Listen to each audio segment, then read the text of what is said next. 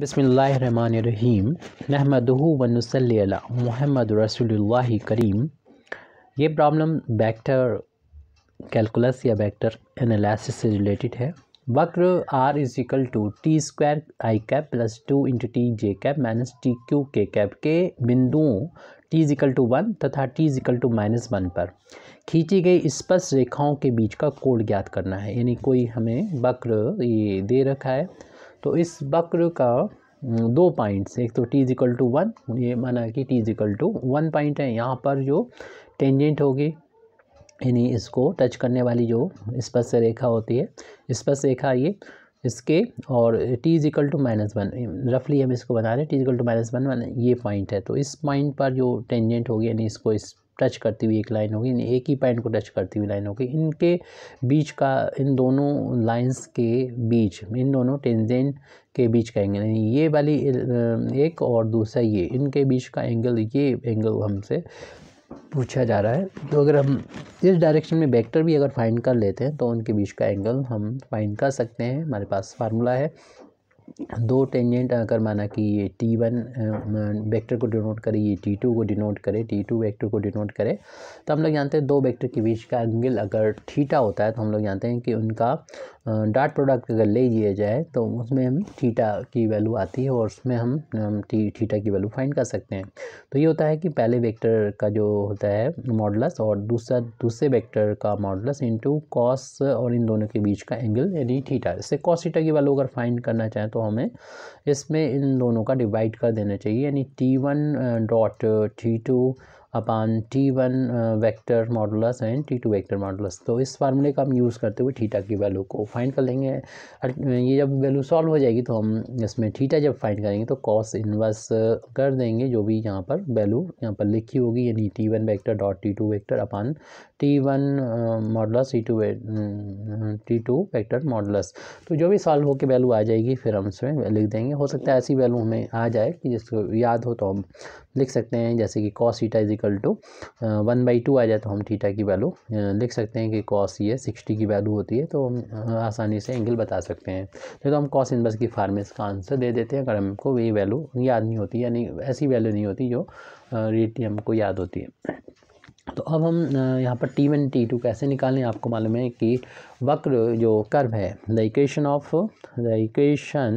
Of given curve यानी जो दिए हुए वक्र का इक्वेशन हमको दे रखा है, r vector is equal to t square i cap plus 2 into t j cap minus t cube k cap. अब यहाँ से हम इस पॉइंट t इक्वल टू 1 पर टेंजेंट, पहले तो हम जनरल केस के लिए टेंजेंट निकाल देते हैं, tangent t is equal to किसी भी डायरेक्शन में, फिर बाद में t इक्वल टू 1 रखेंगे तो ये मिल जाएगा, t इक्वल टू -1 लिखेंगे हमें t2 मिल जाएगा।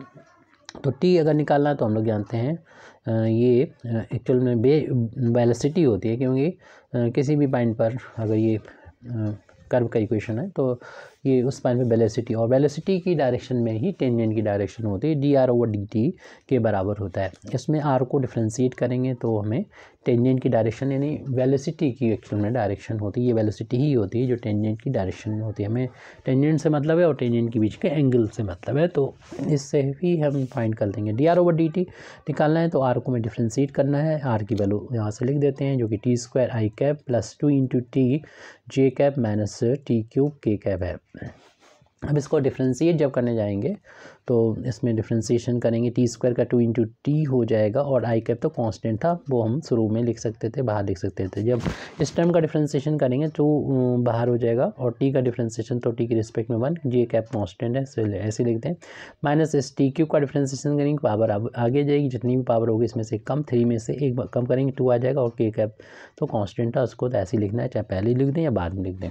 यानी हम टी की वैल्यू को निकालने में कामयाब हो चुके हैं। 2 into T I cap plus का 2 जे कैप माइनस का 3 टी स्क्वायर इंटू के कैप। अगर हम टी इज इक्वल टू 1 पर इस t को अगर हम t1 से डिनोट करें तो t1 की वैल्यू आ जाएगी, इसमें t is equal to 1 put करने पर 2 इंटू 1 इंटू आई कैप हो जाएगा प्लस का 2 जे कैप माइनस 3 इंटू टी की जगह पर 1 रख दें, इसका स्क्वायर करते हैं के कैप, और ये सॉल्व करने के बाद t1 की वैल्यू आ जाएगी 2 इंटू आई कैप प्लस का 2 इंटू जे कैप माइनस का 3 इंटू के कैप। इसका हम आगे चल के यूज़ करेंगे फार्मूले में। तो अब T2 की वैल्यू निकालना है जो हमें T इजिकल टू -1 से मिलेगा। T इजिकल टू जब हम -1 पुट कर देंगे तो T जो होगा वो T2 से हम डिनोट करेंगे। तो T2 की वैल्यू मिलेगी T में T इजिकल टू -1 रखने पर। तो वहाँ पर T की जो वैल्यू आई थी 2 इंटू T, तो 2 इंटू T इंटू आई कैप, फिर उसके बाद यहाँ पर है प्लस 2J प्लस का 2J कैप, और फिर था माइनस का 3 इंटू टी स्क्वायर माइनस का 3 इंटू टी की जगह पर -1 स्क्वायर इंटू के कैप। तो माइनस का हो जाएगा 2 इंटू आई कैप प्लस का 2J कैप, माइनस माइनस भी प्लस हो जाएगा, इस माइनस का स्क्वायर प्लस हो जाएगा, माइनस ही रहेगा के कैप। तो T2 की वैल्यू भी हमने फाइंड कर ली है। T1 T2 निकल आया, तो उनके बीच का एंगल अगर थीटा है, लेट एंगल मान लिया कि दोनों सदिशों के बीच का एंगल, दोनों ही स्पर्श रेखाओं के बीच का एंगल थीटा है। तो let the angle between two tangents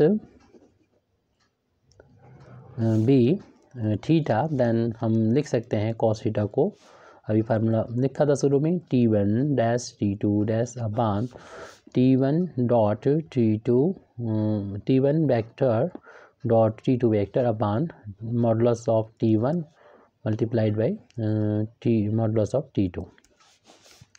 cos theta is equal to, ये तो हमारा फार्मूला होता है। अब यहाँ पर T1 T2 की वैल्यू पुट कर देंगे। T1 की वैल्यू है 2 आई कैप प्लस का 2J कैप माइनस का 3 के कैप डॉट, अभी वैल्यू फाइंड की थी हम लोगों ने इधर। अब T2 की वैल्यू हमारे सामने ऊपर लिखी हुई है, माइनस का 2 इंटू आई कैप प्लस का 2J cap minus 3 K cap अपान में इन दोनों का ही मॉडुलस, यानी 2 I cap plus 2J cap minus का 3 के कैप का modulus into modulus of minus 2 I cap plus 2J cap minus 3 K cap. तो इस तरीके से डॉट प्रोडक्ट हम लोग जानते हैं, आई का कॉफिशेंट में आई के कॉफिशेंट से इंटू हो जाता है, 2 इंटू माइनस का 2 प्लस जे के कॉफिशेंट का जे के कॉफिशेंट में इंटू हो जाएगा, प्लस के कॉफिशेंट में के कॉफिशेंट का मल्टीप्लाई हो जाएगा अपान में स्क्वायर रूट। मॉडुलस कैसे निकालते हैं, अंडर रूट आई के कॉफिशेंट का स्क्वायर प्लस जे के कॉफिशेंट का स्क्वायर प्लस के कॉफिशेंट का स्क्वायर, स्क्वायर रूट आई के कॉफिशेंट का स्क्वायर प्लस जे के कॉफिशेंट का स्क्वायर प्लस के कॉफिशेंट का स्क्वायर। ये वैल्यू हो जाएगी, ये वैल्यू हो जाएगी मल्टीप्लाई करने पर माइनस का 4 प्लस का 4 और माइनस माइनस प्लस का 9 हो जाएगी अपान स्क्वायर रूट ये 2 का स्क्वायर 4 प्लस का 4 और माइनस का स्क्वायर प्लस ये 9 हो जाएगी स्क्वायर रूट। इसी तरीके से हम यहाँ पर वैल्यू फाइंड करेंगे, माइनस का स्क्वायर प्लस हो जाएगा, 2 का स्क्वायर 4, ये भी 4 हो जाएगा, और यहाँ पर बी देख रहे हैं प्लस का 9 हो जाएगा। ये प्लस माइनस कैंसिल हो जाएंगे, 4 बचेगा न्यूमरेटर में 9, यानी ये वैल्यू चल रही है कॉस थीटा की 9 अपान, ये ऐड करने पर देख रहे हैं कि 17 हो जा रहा है, और ये भी देख रहे हैं कि 17 हो जाएगा, रूट 17 इंटू 17, तो ये 9 अपान 17 बन जाएगा। यानी कॉस थीटा की वैल्यू जब हमारी 9 अपान 17 आ गई, तो थीटा की वैल्यू अगर फाइंड करना है तो कॉस को हम राइट हैंड साइड में ले आएंगे, यानी कॉस इनवर्स में बदल जाएगा 9 अपान 17। इस तरीके से हमारी ये प्रॉब्लम सॉल्व हो चुकी है। Thank you very much Indeed for listening me. व आखिर दावाना अल्हम्दुलिल्लाहि रब्बिल आलमीन।